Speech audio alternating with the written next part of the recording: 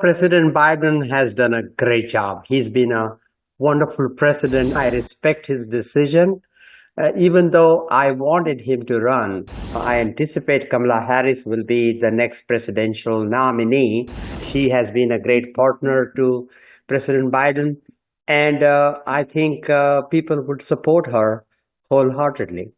I look forward to working with Kamala Harris as the next president of the United States.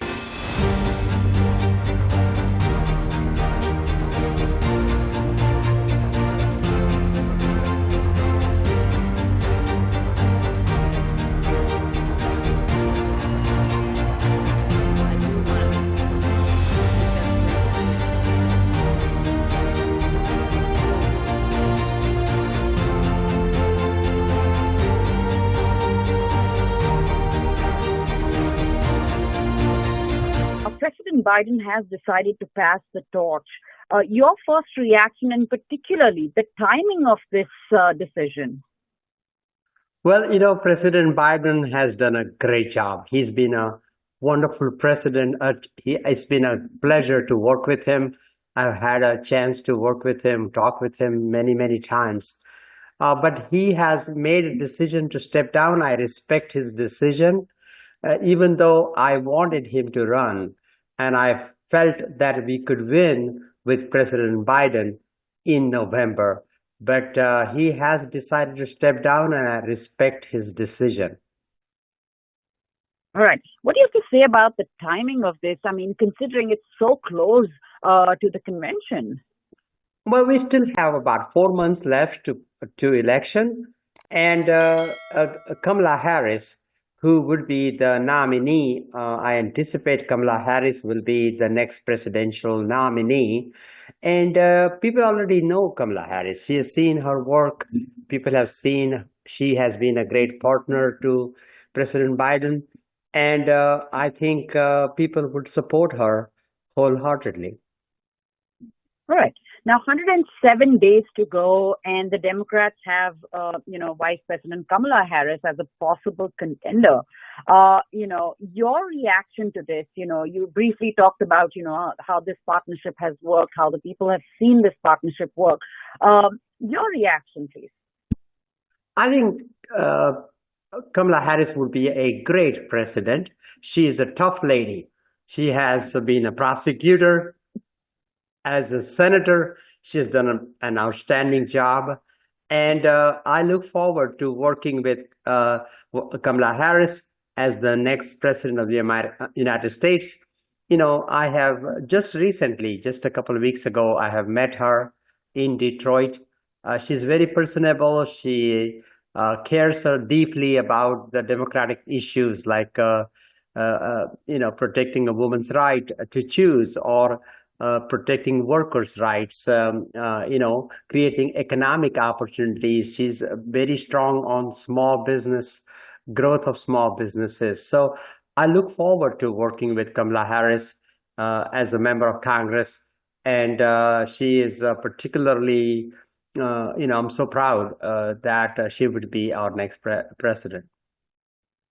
All right. Can you lay out to us what can be the possibilities going forward? I mean, could there be a challenge for Kamala Harris? Could there be a mini primary in the coming days? Could there be someone who would be out there to challenge her and say that, no, maybe it's someone else who deserves that ticket? It's possible. It's possible. We have a lot of qualified people in our party. And it's possible that there may be some discussion about another candidate. But I believe that Kamala Harris was chosen as number 2 on the ticket by President Biden. That is the reason why she was chosen. And she has done a great job as a vice president. She's been a great supporting vice president. So she is our candidate. And if there is some challenges, I believe, I talked to many of my congressional colleagues, and a large majority of congressional colleagues do support her. So I expect it will be a quick nominating process, and Kamala Harris would receive the nomination of the Democratic Party. All right. Now, earlier this week at the Republican National Convention, we did hear that how the Republicans are unified. They're all together. And that's what really came out of this convention. Do you think at this point the Democrats are all unified? And going into this convention, do you think that the Democrats will be far more strongly unified as compared to what the Republicans stand? Well, look, the Republicans are like a cult.